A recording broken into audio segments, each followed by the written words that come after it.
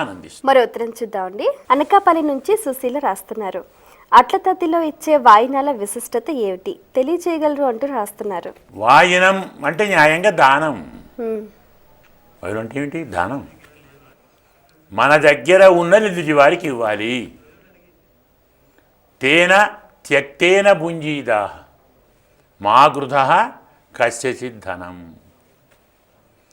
నీవు త్యాగము చేసినదే నీ సొమ్ము, దాచుకున్నది ఎదుటివారి సొమ్ము. ఇది ప్రాథమిక సూత్రం. మనం ఇంటి 10 మంది ఉన్నాం, 10 మంది మీద తిన్నాం కడుపు నిండా. ఇంకా స్టోర్ రూమ్లో 4 బస్తాల బియ్యం ఉన్నాయి. అవి ఎవరివి న్యాయంగా? నువ్వు తిన్నావు కదా, అది ఎవరిది? ఇంకొకళ్ళు తినవలసినవి. దాన్ని నువ్వు దాచుకున్నావు. అందుకే వ్యాసుడు ఏమంటాడు? యావత్ భ్రీయజరం తావతు స్వత్వం మహీయతే. ఎంతతో నీ కడుపు నిండుతుందో అంతే నీది. అధికం యోభిమన్యేత సస్తేన దండమర్హతి.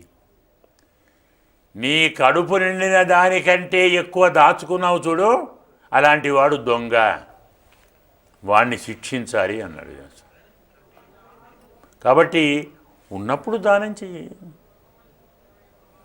దానం వాయనం. ఇందులోని ప్రత్యేకత, మనం ఇందులో కొన్ని వస్తువులు ఉంచుతాం.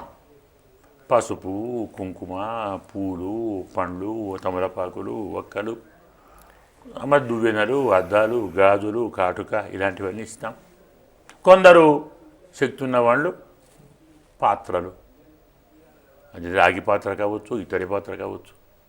శక్తి ఉన్న వాళ్ళు వెండి పాత్ర కావచ్చు. కొందరు కుంకుకాయలు ఇస్తారు, వెండి కుంకుకాయలు, బంగారు కుంకుకాయలు, వెండి మర్రి ఆకులు, తులసి ఆకులు. తమకున్న సంపద ప్రత్యేకంగా వీటిని ఇస్తారు. ఇవ్వడంలో అర్థమేమిటి? పరమాత్మ నాకు ఇచ్చిన దాన్ని నేను నీకు ఇస్తున్నాను. నేను ఇచ్చాను అంటే ఆమె నేను పుచ్చుకున్నాను అనాలి. ఈ పుచ్చుకున్నామో మళ్ళీ కూడా ఇవ్వాలి. 2 కొంగులను చూడండి, భయం ఎలా ఇస్తారు? ఈ కొంగు ఆ కొంగును పరస్పరం అంటిస్తారు తగిలించినట్టుగా. అంటే ఇందులో నుంచి అందులోకి వెళ్ళాలి. ఇచ్చేటప్పుడు తమ కొంగు కప్పి మరీ ఇస్తారు. తాను ఏమిస్తున్నదో పక్కవారికి తెలియకూడదు. గుప్తదానం చెయ్యాలి. దానం ఎప్పుడు? గుప్తదానం. ఈనాడు నేను ఫలానా గుడి కట్టించాను, మనం ఏం చేస్తున్నాం ఇప్పుడు? గుడి కట్టిస్తారు కొందరు గుడికి బండలు వేయిస్తారు కింద, ఫ్లోరింగ్ అంట. ఆ బండల మీద ఫలానా దానమ్మ ధర్మం ఇది, దాని మీద రాయాలి మొదలు. ఎందుకు? దానం నశ్యతి కీర్తనాత్. దానం అనేది చెప్పుకుంటే ఫలితం పోతుంది, పుణ్యకార్యం చెప్పకూడదు. అందుకే ఏమిస్తున్నానో కనపడకూడదని కొంగు కప్పి మరీ ఇస్తారు. ఇది గుప్తదానం. చాట ఇస్తారు కదా వాయినంలో, దాని ప్రత్యేకత ఏమిటి? ఇందులో ఉన్న మంచిని తీసుకో, చెడును వదిలిపెట్టు. చడేమైంది కదా, చెరిగితే పనికిరాంది పోతుంది, పనికొచ్చేది ఉంటుంది. అలాగే దీన్ని ఇస్తున్నాం.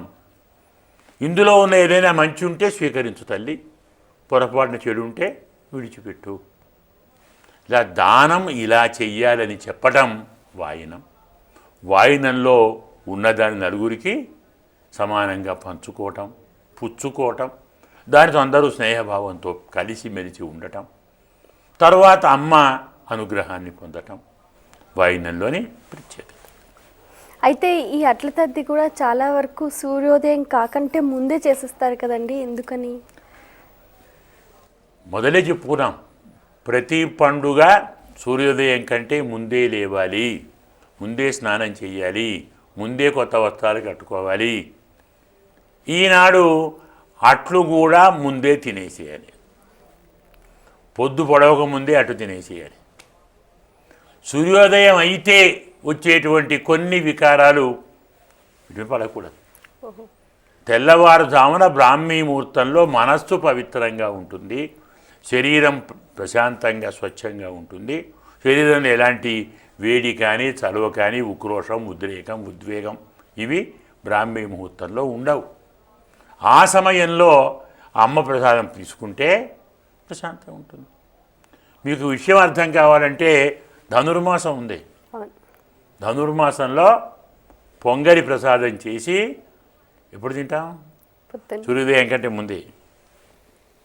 తెల్లవారుజామున లేవాలి, బ్రాహ్మీ ముహూర్తంలో లేవాలి, చలినీళ్ళు స్నానం చేయాలి, స్వామికి ఆరాధన చేయాలి, ప్రసాదం తయారు చేయాలి. సూర్యోదయాతి పూర్వమే అందరికీ పంచాలి. సూర్యోదయం అయితే స్వామి వెళ్ళిపోతాడు, కృష్ణుడు పోతాడు. అంతేకాదు మనకు కూడా సూర్యోదయం అయితే మనలో ఉన్నటువంటి కొన్ని పోతాయి కదా, పవిత్ర భావాలు కొన్ని పోతాయి. సూర్యభగవాన్ స్పష్టం అనుకునే భావాలు వస్తాయి, అది వేరు సంగతి. కాబట్టి బ్రాహ్మీ ముహూర్తంలో లేవటం అనేది ప్రతి పండుగకు తప్పక ఆచరించవలసిన ధర్మం. ఇందులో ముందే భుజించడం కూడా, ప్రసాదం కూడా మనం తీసుకుంటాం. దీని ప్రత్యేకత ఎక్కువ మంది ఇందులో పాల్గొనాలి. ప్రతిరోజు చాలా పొద్దుగల లేవాలి. ఆహారము నిద్ర రెండు హద్దులో ఉండాలి, నియమంలో ఉండాలి. అటలు తిన్నాడు 10 అట్లు తింటారా? 5 తింటారా? లేదే 1 లేక 2, 3వదని అడగకూడదని శాస్త్రం కూడా ఉంది.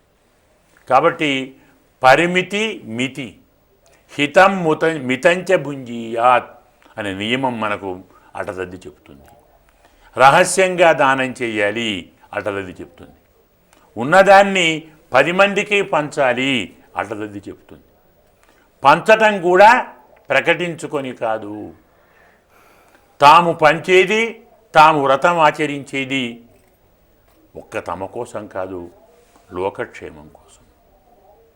ఇంతటి ఉదాత్తమైన విశాలమైన భావాలు మనకు ఈ అట్ల తద్ది వ్రతంలో పొందుపరిచారు.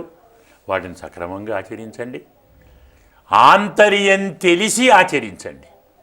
ఎలాగూ చేస్తున్నారు, దీనివల్ల ఇది ఫలం, దీనివల్ల ఇది ఫలం అని తెలుసుకొని, ఇది దీనికి ప్రతీకగా తెలుసుకొని ఆచరిస్తున్నప్పుడు ఆ భావాన్ని మననం చేస్తూ పని ఆచరించండి, ఫలితాన్ని పొందండి. మీ అమూల్యమైన సమయాన్ని కేటాయించి మా ప్రేక్షకుల ధర్మ సందేహాలకు శాస్త్రీయ సమాధానాలు అందించినందుకు ధన్యవాదాలు. చూశారు కదండి, ఇది నాటి ధర్మ సందేహాలు కార్యక్రమం. మీకు కూడా ఏవైనా ఆధ్యాత్మిక ధర్మ సందేహాలు కలిగితే మా ఈ కార్యక్రమానికి మీ సందేహాలని క్లుప్తంగా, సూటిగా, స్పష్టంగా పోస్ట్ కార్డ్పై లేదా ఈమెయిల్స్ రాసి పంపించండి. మా చిరునామా ధర్మ సందేహాలు, కేర్ ఆఫ్ భక్తి TV, road number 92, Jubilee hills, Hyderabad 5,96,000. మా ఈమెయిల్ ఐడి bhaktihyd@gmail.com.